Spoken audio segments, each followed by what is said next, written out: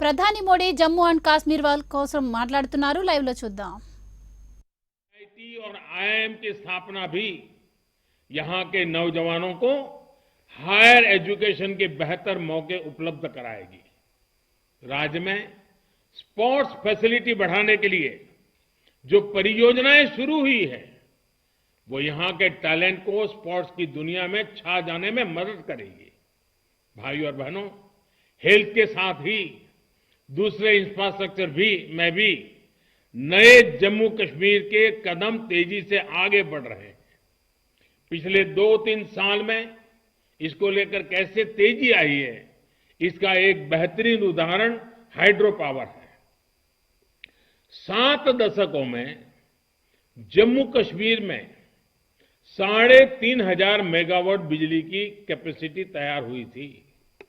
बीते 2-3 साल में ही इसमें 3,000 मेगावाट कैपेसिटी हमने और जोड़ दी है। प्राइम मिनिस्टर्स डेवलपमेंट पैकेज के तहत चल रहे प्रोजेक्ट्स भी अब काम बहुत तेजी से हो रहा है। खास तौर पर कनेक्टिविटी से जुड़े प्रोजेक्ट से राज्य की तस्वीर और तकदीर दोनों बदलने वाली है। मैंने चिनाब पर बन रहे बेहतरीन रेलवे ब्रिज की तस्वीरें देखी हैं और आजकल तो सोशल मीडिया में शायद हिंदुस्तान के हर किसी ने देखी होगी। उन तस्वीरों को देखकर किस नागरिक का माथा गर्व से ऊंचा नहीं होगा। रेलवे का पूरा जोर है कि अगले 2-3 साल में वैली रेलवे से कनेक्ट हो जाए।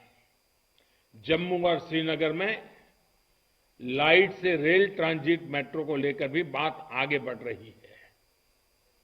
बनिहाल टनल को भी अगले साल तक पूरा करने की कोशिश की जा रही है। जम्मू में जो सेमी रिंग रोड का काम चल रहा है उसे भी जल्द से जल्द पूरा करने में सरकार जुटी हुई है। साथियों, कनेक्टिविटी जब बेहतर होती है तो इससे टूरिज्म और इंडस्ट्री दोनों को बल मिलता है।